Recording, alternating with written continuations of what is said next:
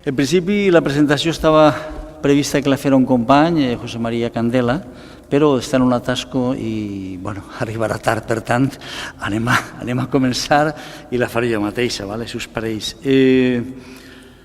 Este matí hem fet la roda de premsa d'imatges de mort, representacions fotogràfiques de la mort ritualitzada, i ara ha de ser un ratet l'anem a inaugurar, però anem a agafar una miqueta, seguint l'estela dels nostres companys de prehistòria, doncs, la costum de fer una petita conferència on la comissària una mica amplia el tema i puguem entrar en matèria en l'exposició de forma un poquetet més, amb més coneixement de causa. Virginia de la Cruz és doctora en Història de l'Art per la Complutense de Madrid. És una persona que va fer la seva tesi sobre fotografia post-mortem i que, a més, fa escassament 3 anys, si no recordo mal, en la nostra biblioteca va presentar el llibre El retrato i la muerte. Per tant, és una antiga amiga del museu, és una persona que ha treballat estretament amb nosaltres i que al llarg del darrer any i mig ha treballat justament amb José María Candela preparant aquesta exposició. Jo no vull que estendre més, este matí han sigut bastant estesos en la roda de premsa i per tant ja sense més donar que la conferència dura 40 minuts i es vindrà molt justet, jo li donaria la paraula per a que Virginia ens farà la conferència. Bueno, muchas gracias, Paco. Esta conferencia es un poco para dar sentido a la exposición y quería empezar porque el título de la exposición es Imagen o Imágenes de la Muerte, entonces quería empezar por entender qué es la idea de imagen, ¿no? Entonces, buscando el significado de imagen, ¿no? Tenemos, por ejemplo, la definición como aquella figura de representación, semejanza, apariencia de algo, ese algo del pasado, copia, doble, otro, ficciones del yo, o imagen como esa estatua, efigie o pintura de una divinidad o de un personaje sagrado, porque ¿qué es un retrato de un angelito sino una imagen sacralizada, fetichizada incluso, una imagen como representación, objeto contemplativo, pasado que se hace presente, reiterativo, una imagen como visión, presencia especular, una imagen como apariencia espectral. O imagen, del latín imago mortis, en este caso, como imagen muerte, o imagen de la muerte, es decir, como representación de esa muerte o incluso como imagen muerta. Toda imagen, en cierto modo, toda fotografía, podemos decir que representa la muerte, pero sin embargo toda imagen hace revivir aquello que representa. Nos dice Melot, un escritor, dice, la imagen es frecuentemente definida, en última instancia, como una representación. Contiene la palabra presente, es decir, la representación hace presente un objeto ausente, ocupa su lugar. Por eso dice Régis Debray, en Vida y muerte de la imagen, que la imagen tiene que ver primeramente con la muerte. Pues lo cierto es, estoy citando, pues lo cierto es que los diferentes apelativos de la imagen, ya se trate de la imago latina o del eidolon griego, han sido efigies funerarias, como lo son a menudo nuestras fotos familiares. Representar a los muertos es sin duda el papel más universal de las imágenes. Representar es hacer presente lo que no está. La palabra representación es pues un intensivo. Lo mismo puede ocupar el lugar de una ausencia que ponerla de manifiesto. Representar, nos dice, tiene también el sentido de representar a modo de prueba o de presentar varias veces. La imagen es, en este sentido, representación. Final de la cita. Así, cada fotografía funciona como un relato visual. Cada imagen fotográfica per se cuenta una narración, la historia de una vida y la historia de una muerte. La muerte en sí misma, como en el caso de las fotografías post-mortem, o la muerte de ese momento, tal y como temían los indígenas cuando les hacían una fotografía pensando que ese mecanismo mágico que era el aparato fotográfico se apropiaba de algo de ellos, algo inmaterial, intrínseco al ser, despojándolos de su alma vendida, eso sí, al diablo tecnológico. Y algo de cierto hay en esa creencia, porque como bien dijo Henri Cartier-Bresson, la fotografía capta el instante decisivo, pero decisivo ¿en qué sentido? Decisivo en nuestras vidas, un momento decisivo para nosotros, para la historia, para el fotógrafo, Bien es sabido que la fotografía per se, y desde un punto de vista teórico, es considerada como una primera muerte. Ese instante fotográfico, también descrito y verbalizado por Cartier-Bresson, ha fusilado inevitablemente a la fotografía. El disparo fotográfico, y el vocabulario utilizado en la fotografía no es casual, se ha convertido en un punctum, en una especie de punzamiento, en la evidencia del no retorno de ese pasado y en la prueba irrefutable de que cada vez estamos más y más cerca de nuestra propia muerte. En las fotografías post-mortem se desvela no solo el testimonio de un hecho como es la propia muerte, sino a su vez los mecanismos y rituales acontecidos por este hecho y documentados por la propia fotografía y la mirada del fotógrafo. Rituales que, por otra parte, se corresponden con unas creencias y unos ritos insertados en una sociedad determinada. Aún así, la fotografía persiste, siempre está ahí, que sea en unos funerales en Japón o en Argentina o en España o incluso en India, como en este caso. Este es el famoso reportaje que mencionaba también esta mañana de los funerales de Gandhi en el año 1948. Ahí está para documentar la vida de la comunidad, el fotógrafo, sea cual sea el rito practicado, porque en este tipo de representación existe una necesidad vital mucho más profunda, endógena, y que emerge y se materializa mediante el retrato fotográfico. 2 años antes de escribir La cámara lúcida, Roland Barthes, uno de los primeros teóricos sobre la imagen, ¿no? Después de 50 años después de Walter Benjamin, este señor pierde a su madre, ¿no? Y su duelo, tiene además un libro que se llama Diario del duelo, lo lleva a teorizar sobre la fotografía y en realidad un retrato concreto de su madre que le condujo a reflexionar sobre la muerte de un ser querido y la vida de éste a través de la imagen, es decir, a través de su recuerdo. Y así revela su encuentro casi mágico con una fotografía que marcará para él y para nosotros, que lo leemos, un punto de inflexión. Nos dice: así iba yo mirando, solo en el apartamento donde ella acababa de morir, bajo la lámpara, una a una esas fotos de mi madre, volviendo atrás poco a poco en el tiempo con ella, buscando la verdad del rostro que yo había amado. Y la descubrí. La fotografía era muy antigua, encartonada, las esquinas comidas, de un color sepia descolorido. En ella había apenas 2 niños de pie, formando grupo junto a un pequeño puente de madera en un invernadero con techo de cristal. Mi madre tenía entonces 5 años, era el año de 1898. Su hermano tenía 7.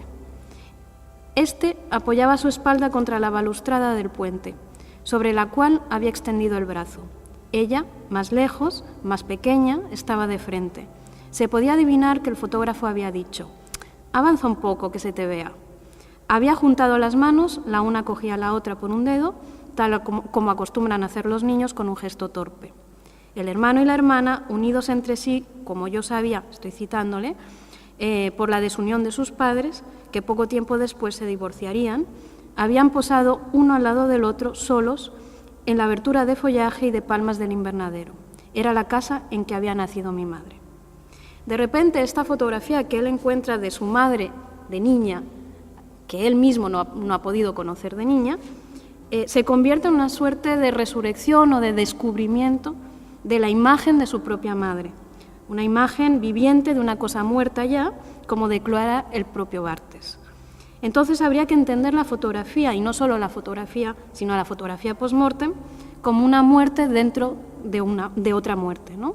Que a su vez hace consciente de muchas otras muertes, como la propia, la de los demás, las fragmentarias, como el duelo, que son pequeñas muertes, etc. Pero también la fotografía es para muchos una pequeña muerte, es decir, metafórica, como lo representa un fotógrafo, uno de los primeros fotógrafos que no es tan conocido, como Daguerre, por ejemplo, o Talbot, que son los llamados padres de la fotografía, pero este fotógrafo era de la misma época. Y él, llamado Hippolyte Bayard, francés también, se representa en el año 40 como haciendo un simulacro de autorretrato fingiendo un ahogamiento. Es decir, él se representa muerto. Es una ficción, ¿no?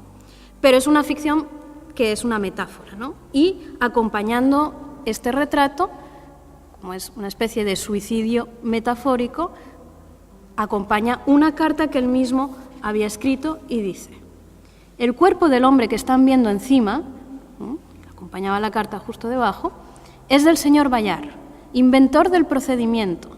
Está hablando de la fotografía. El gobierno, que solo ha sido generoso con el señor Daguerre, ha dicho que no puede hacer nada por el señor Bayard y el pobre desgraciado se ha ahogado. Los caprichos de la vida humana. Bueno, esto lo escribe el 18 de octubre de 1840. ¿Qué entendemos, pues, por imágenes de la muerte? Cuando vemos una fotografía de difuntos, ¿estamos viendo la representación del cuerpo o del cadáver? Cuando decimos la expresión «yace el cuerpo sin vida», es muy distinto el concepto de representación de la muerte que estamos presentando. A diferencia de la fotografía de guerra, el cuerpo y no el cadáver se presenta a nosotros, se muestra como imagen, una imagen compuesta, preparada, que nada tiene que ver con las imágenes de guerra, en las que observamos por momentos esas protuberancias del terreno que, como cuerpos semihundidos, se enraizan en la tierra tal y como cayeron. Así pues, el difunto cuyo cuerpo se muestra ante nosotros tiene una representación en nuestro imaginario colectivo muy distinto del cadáver. Así lo expresa la psicoanalista Julia Kristeva en su texto sobre lo abyecto, diciendo: el cadáver, de cadere, caer, lo que irremediablemente ha caído, cloaca y muerte, transforma aún más violentamente la identidad de aquel que se enfrenta a ella como un azar frágil y falaz. Estos desechos caen para que puedan vivir, hasta que de pérdida en pérdida ya no me quede nada, y que mi cuerpo caiga entero más allá del límite, cadere, cadáver. Si la basura significa el otro lado del límite, donde aún no estoy y que me permite ser el cadáver, el más repugnante de los desechos es un límite que todo lo invade. Ya no soy yo quien expulsa, el yo es expulsado. El límite se ha convertido en objeto. ¿Cómo puedo estar sin límite? No es, por lo tanto, la ausencia de limpieza o de sanidad lo que vuelve abyecto, sino aquello que perturba una identidad, un sistema, un orden, lo que no respeta los límites, los lugares, las reglas, el hueco, lo ambiguo, lo mixto. Final de la cita.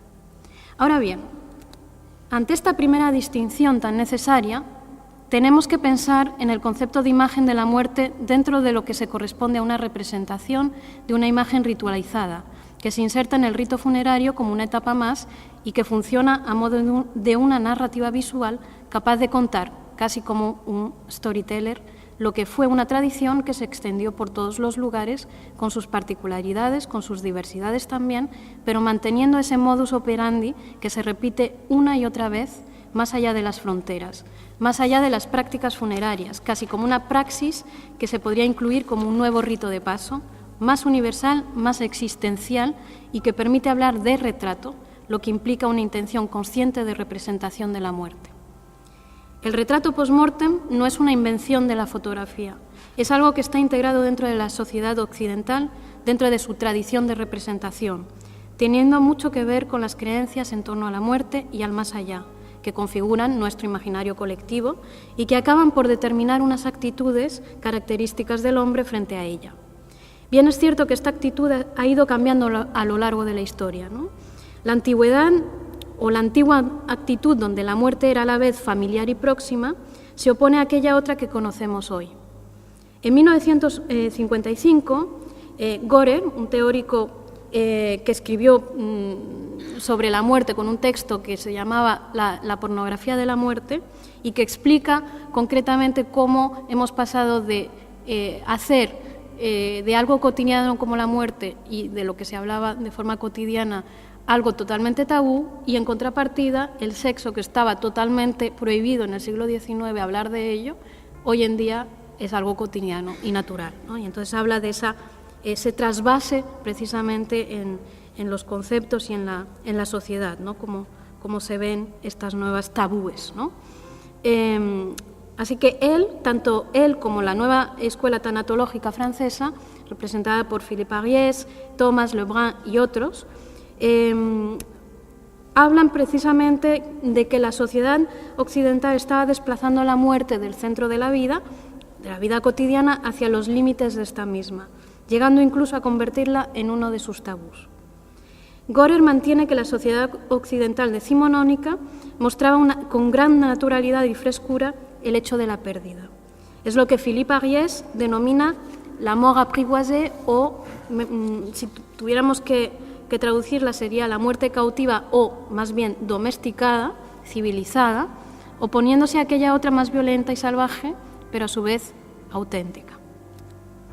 El arte ha plasmado estas inquietudes. Habría que destacar en concreto las máscaras mortuorias, por ejemplo, los retratos pictóricos en el lecho de muerte, los cortejos fúnebres, la xilografía representando el tema del Ars Moriendi, que eran libros que explicaban la mejor manera de morir, es decir, en casa, en la cama, rodeado de la familia. Todos estos ejemplos son, digamos, los antecedentes de lo que podría ser la fotografía post-mortem. Y en estos ejemplos podemos constatar un mismo tipo de composición que se repite tanto en la pintura como más tarde en la fotografía. Y aquí pongo algunos ejemplos pictóricos, así que anteriores, en su mayoría anteriores al siglo XIX, junto con ejemplos ya de tarjetas de visita como esta, de mediados del XIX, ¿no?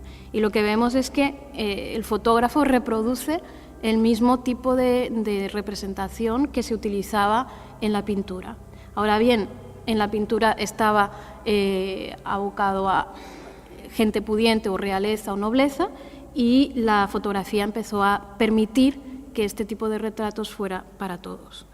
Tengo varios ejemplos para mostrar en este sentido, y en los retratos pictóricos se alude a la necesidad de representar al difunto como vivo, ya en ese momento, y como afirma Joy, dice, porque el artista representó a los difuntos como vivos, un delicado equilibrio pictórico tiene que ser mantenido entre la vida y la muerte.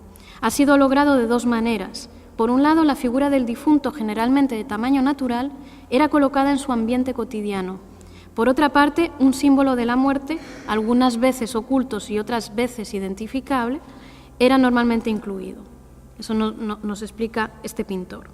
De igual modo, en el siglo XIX estas pinturas se inspiraban en ocasiones en los daguerrotipos, también post-mortem, es decir, que los pintores se inspiraban también de los daguerrotipos para hacer sus retratos.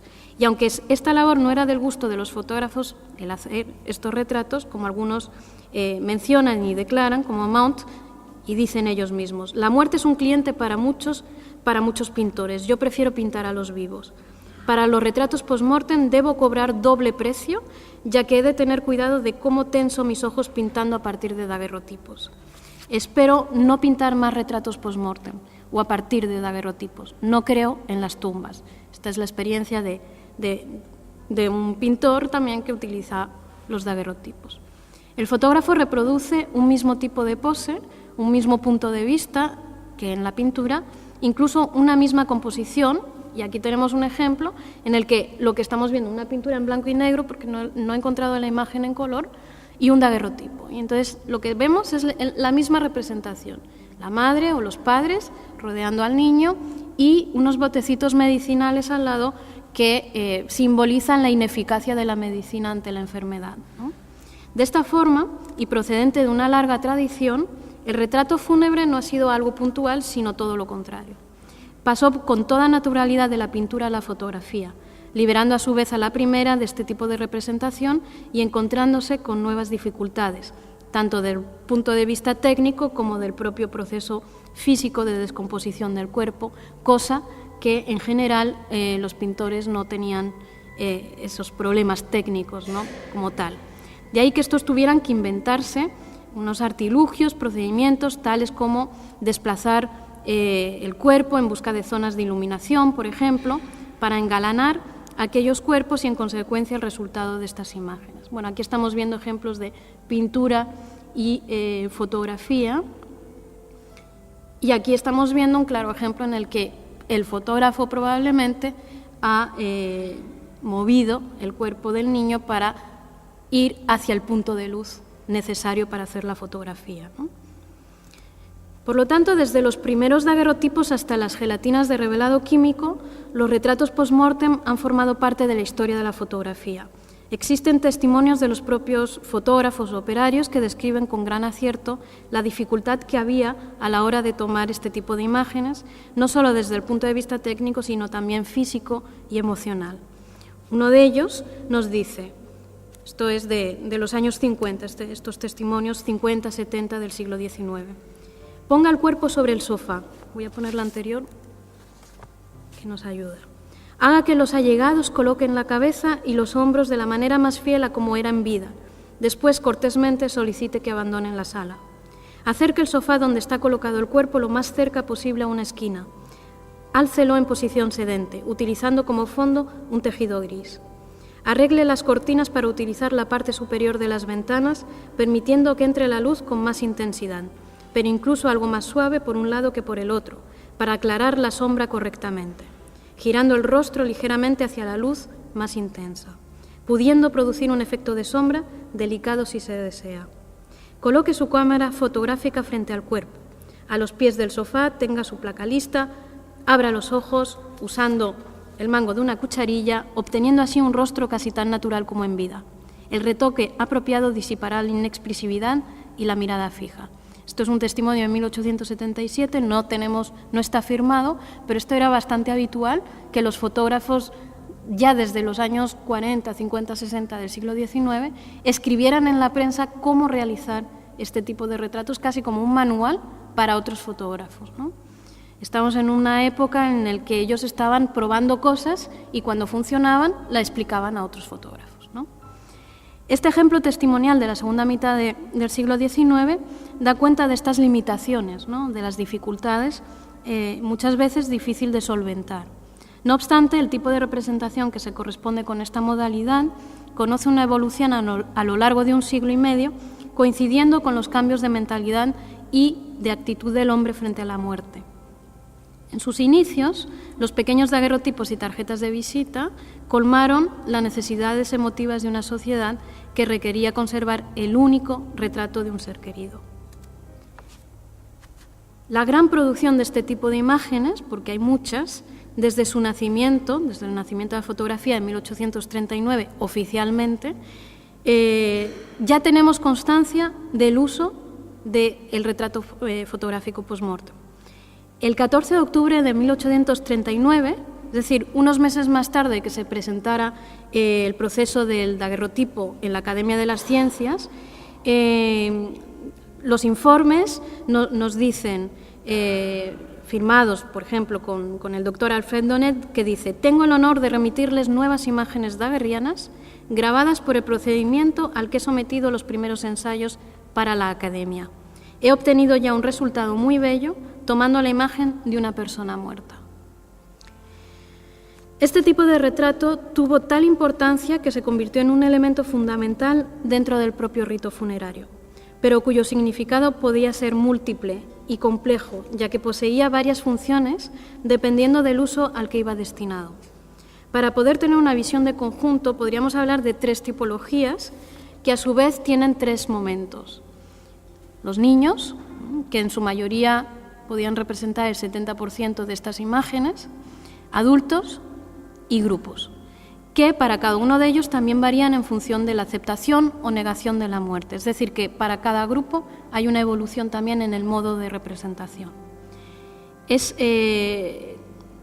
Digamos que durante el siglo XIX, es decir, desde el momento en el que surge la fotografía, hay ya una publicación de un teórico de Estados Unidos, Jay Ruby, que escribe un libro que se llama Secure the Shadow, y que él ya define como tres tipologías de representación que he utilizado como base, pero que he seguido desarrollando a partir de él.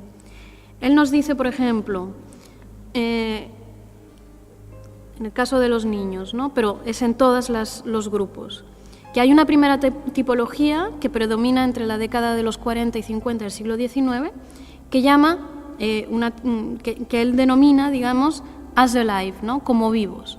Entonces es muy interesante porque en estos primeros años, como el fotógrafo no sabía cómo representar este tipo de retratos, reproducen con exactitud los retratos pictóricos, y los retratos pictóricos eran como vivos.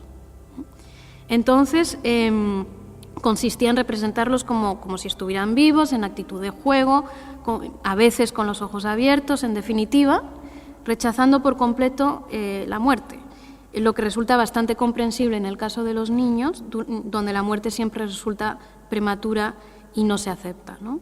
Este rechazo viene a significar el profundo dolor de la familia que realizaba el encargo fotográfico. Una segunda tipología, que llega un poquito más tarde en Estados Unidos, porque estas son las definiciones de Jay Ruby, lo denomina como as asleep, es decir, como dormidos. Y es algo que él define como que se da entre los años 60 y 80. Aquí estamos viendo una etapa de transición entre la primera tipología y el primer momento, mejor dicho, y el último, y el tercero. Y aquí estamos viendo representados como dormidos, muchas veces en las camas, otras veces en unas mesitas, sobre todo para los niños. Y aquí ya estamos viendo esa imagen del niño en su eterno sueño, ¿no? Y al mismo tiempo nos llevará a otras modalidades con respecto al niño concretamente, que es el niño ángel, ¿no? Que también se verá con las flores y con unas representaciones que recuerdan más bien el paraíso, ¿no? Rodeado de flores y de amor, ¿no? Esta forma más suave de representar, dos fotógrafos de los años 40, también americanos, Southworth y House, anunciaban, ¿no? Como publicidad, decían: tomamos miniaturas de niños y adultos instantáneamente y de personas difuntas, tanto en nuestro estudio como en la residencia particular.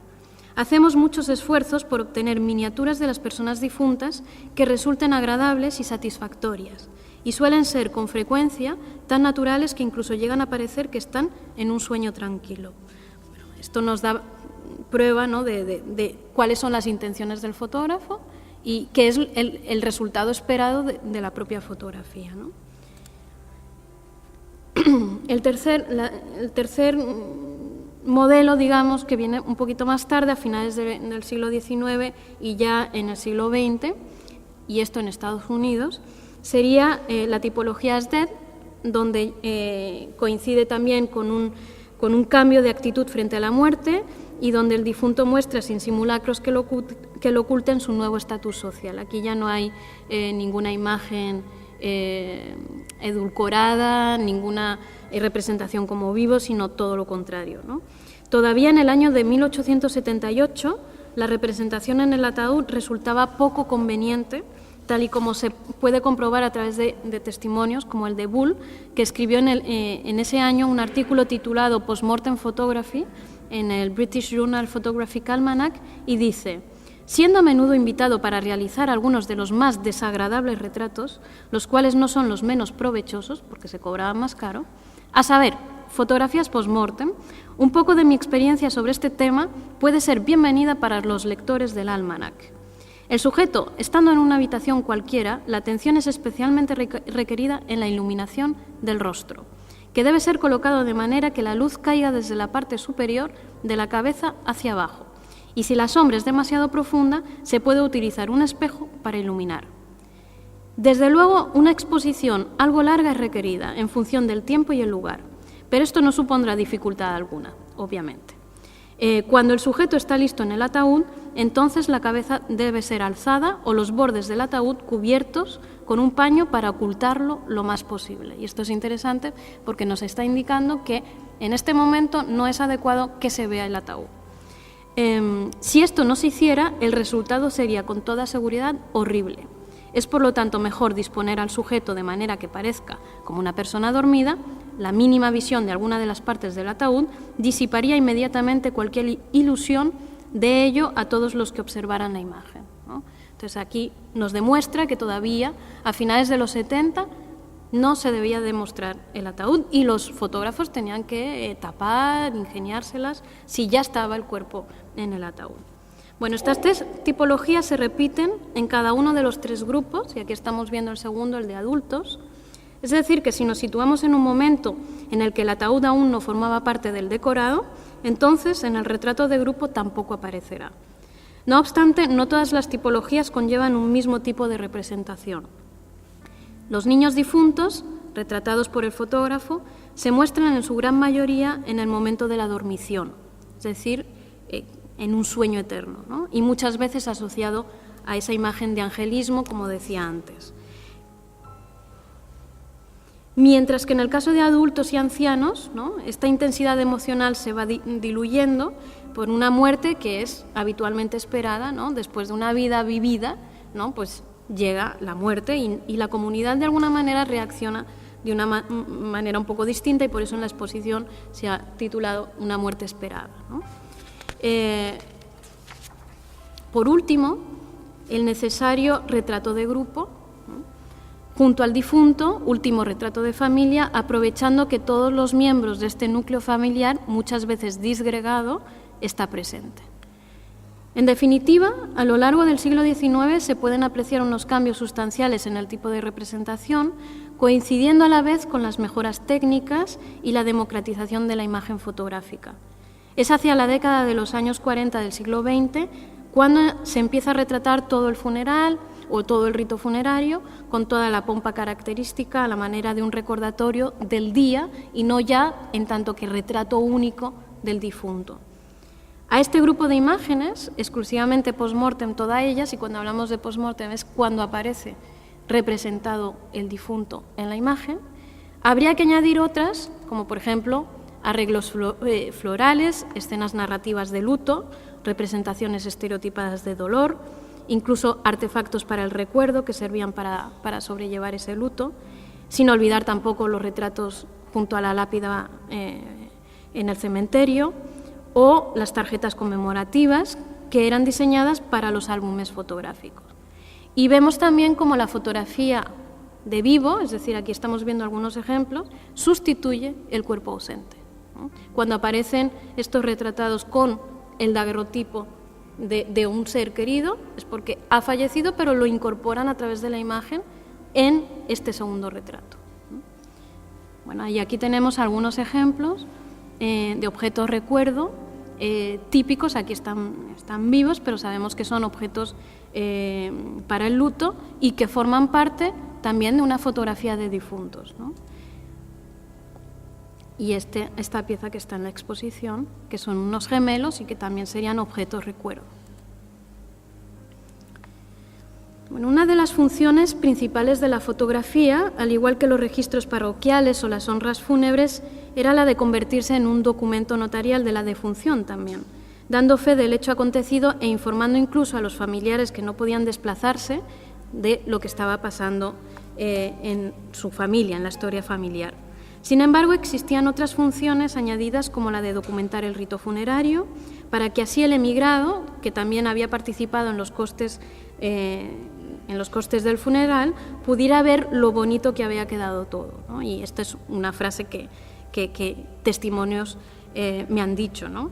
Además de conservar también un retrato del propio difunto, muchas veces en zonas rurales el único retrato que se tenía de él. De igual manera, el coste de la fotografía justificaba también que, además de la instantánea tomada al fallecido, se aprovechaba la ocasión para representarse o retratarse todos juntos, ¿no?, reuniendo a toda la familia, igual que en una boda o que en un bautizo. La fotografía se convierte así en un instrumento de unión del grupo disgregado. Esto lo dice Pierre Bourdieu, que es un sociólogo francés muy conocido y muy citado. Esta inclusión de los parientes en la imagen permite reforzar la integración de la familia, al expresar tanto su existencia como su apego a aquellos momentos claves de la vida social de esta, como bautizos, bodas, funerales, pero también fiestas del pueblo, etc. El difunto se muestra elegantemente vestido, rodeado de objetos religiosos muchas veces, todo ello con un fondo neutro habitualmente o con fondos pintados, como en el caso de esta tarjeta de visita, que es casi un retrato de estudio, delimitando el espacio escenificado de la muerte y del reposo. Tanto en el caso de los niños como en el de adultos, el carácter de recuerdo de un ser querido del que no se poseía ninguna imagen muchas veces se mantiene. Así pues, la fotografía funeraria se convirtió no solo en un testimonio, sino también en un elemento importante del rito, formando parte del ceremonial e imponiendo una gestualidad y unas pautas. Para Bourdieu, la solemnidad imperante en las fotografías familiares deviene solo en parte de las instrucciones marcadas por el fotógrafo. La fotografía resulta solemne porque el acontecimiento lo es. Solo las conductas que han sido empleadas por el grupo pueden ser fotografiadas. Y en este sentido, el objeto real de la fotografía no son los individuos, sino los roles sociales que desempeñan. Bourdieu sugiere también que estas fotografías y las fotografías del álbum familiar mantienen los vínculos en la familia y crea también una historia familiar, ¿no? De acuerdo con esto, la inclusión del adulto en la fotografía sirve como referencia también para dotar de identidad, es decir, una historia de la familia.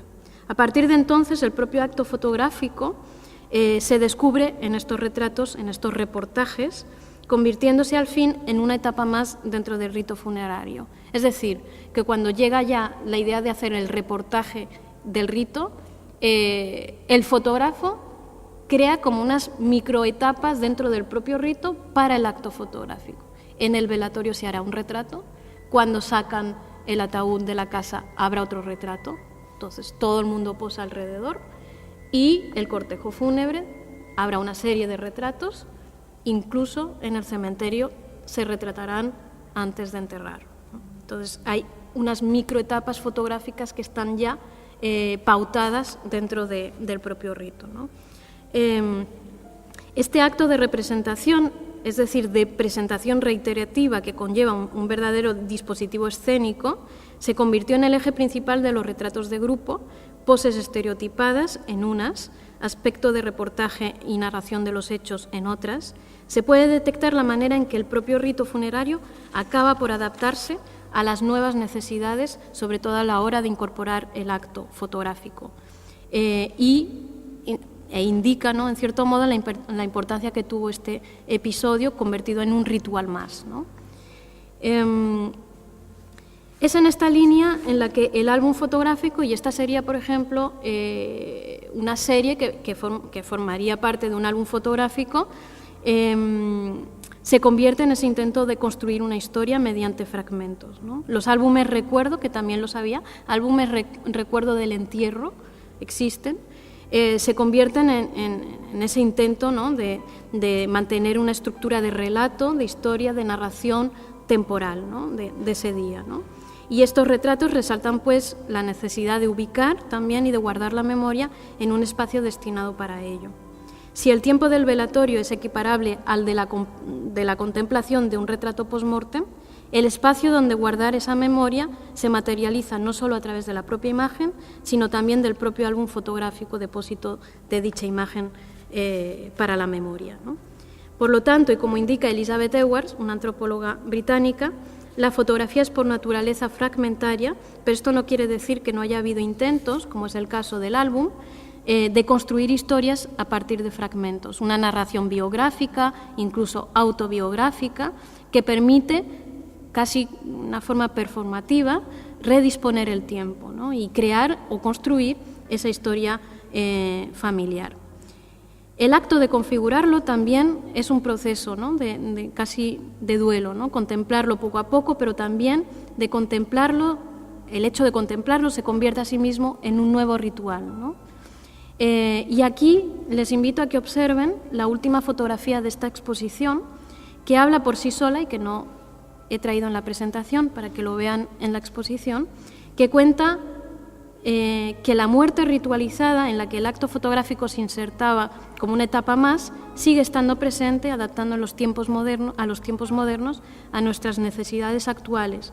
Pero no cabe duda que esta última imagen confirma lo que tan claramente Freud señaló en el año 1915, hablando de la muerte con respecto a en plena guerra mundial, diciendo que para superar una muerte hay que enfrentarse a ella, no tanto en sentido conflictual, sino en esa mirada frontal que hace que nuestros ojos reconozcan al fin que la muerte forma parte de la vida. No quisiera terminar sin contar una pequeña historia entre relato vivido y relato imaginado. Licencia que me permite, a partir de numerosos encuentros con fotógrafos que pude entrevistar cuando todavía estaban ya mayores, ya desgraciadamente murieron, pero que realizaron este tipo de encargo, pero también de testimonios de antaño escuchados en aquellas conversaciones con los que vivieron esa época en la que aún se llamaba al fotógrafo para hacer el retrato del difunto.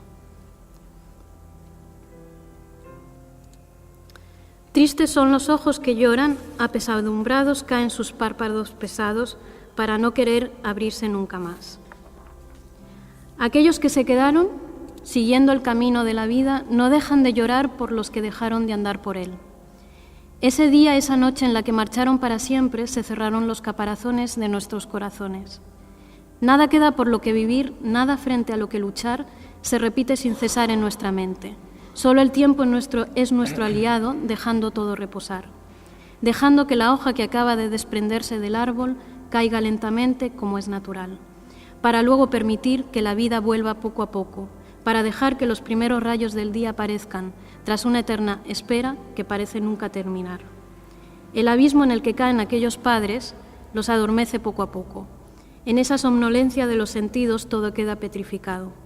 Todo menos la imagen del pequeño ángel que con sus alas imaginarias revolotea alrededor de ellos, iluminando como una luciérnaga llena de vida la habitación del duelo en la que habitan.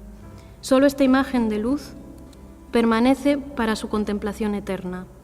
A ella se vuelve una y otra vez, a ella se acude cuando la vida ha recobrado y la cotidianidad parece haber olvidado.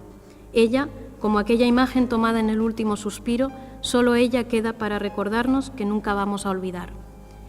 Mi especial agradecimiento, me parece que toca, a todos aquellos que han hecho posible esta exposición, pese a las dificultades, las reticencias por la dureza de su temática. Gracias a todos los que han creído en este proyecto, en particular al director de la institución, Francisco Tamarit, pero también a Joan, que me conoció hace 3 años, a mis queridos José María Candela, por su tenacidad, motivación y constante trabajo, Amparo Pons y Mari Carmen Cañada, por su amable invitación a presentar mi primer libro monográfico sobre el tema en la Biblioteca del Museo Valencià de Etnología, germen de este proyecto expositivo, y, cómo no, a todo el equipo del museo, a los diseñadores del catálogo, Manuel Sánchez, Eugenio Simó y Ferran Perera, a las diseñadoras de la exposición que están por allí, Silvia Bronchales y María José Serrano, y a Eva Monpó, Mireia Campillos y Lara Pla, y Lara concretamente, que ha sido mi mano derecha desde septiembre en el museo, por todo el trabajo intenso que hemos realizado todos juntos.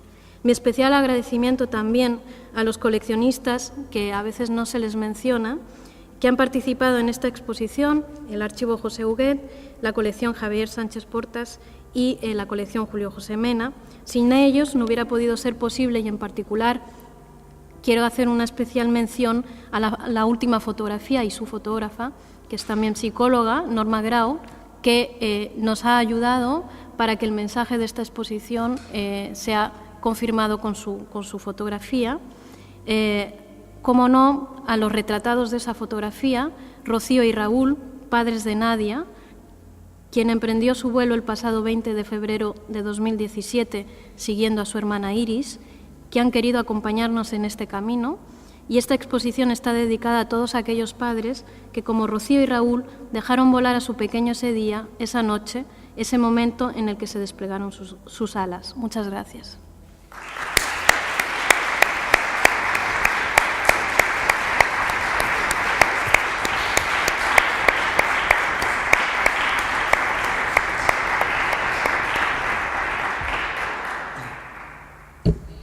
Molt bé, si voleu fer alguna pregunta a Virgínia, tenim encara un poquet de temps.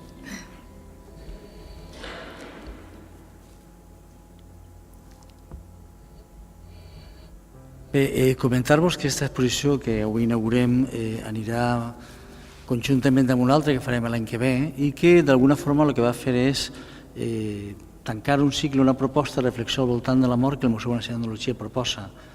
Una reflexió al voltant de la mort en la cultura tradicional i en la contemporaneïtat, no? Una reflexió que ens faci d'alguna manera veure de quina forma s'encara en un determinat moment social i històric i com ho fem en l'actualitat, no? I que possiblement ens porta a algunes, no sé si dir-ho, crítiques o què, que hem rebut d'alguna gent que ha entès que era desagradable, que era de mal gust fins i tot fer una exposició sobre la mort, no? Especialment alguns que ens han dit també que fer-ho en Nadal, en aquesta època tan on només s'ha de parlar que de paz, amor, felicitat i xampany, aquestes coses, no? Doncs bé, jo voldria recordar en aquest sentit unes paraules que este matí ha dit Virginia i que m'han paregut realment emocionants, no? Ella ha dit, aquestes fotografies que esteu mirant, aquestes fotografies de xiques morts que així teniu, són actes d'amor i de pau. Són actes d'amor del pare o dels pares cap als xiquets. Jo crec que és, a mi almenys m'ha commocionat, no?, aquesta forma de mirar la fotografia, no?, tan neta i realment tan sincera, no? ¿Vale? Bueno, va, vinga, alguna pregunta o algo o anem a inaugurar? Bé, doncs, moltes gràcies, Virginia, i en farem més segurament en un futur. Gràcies.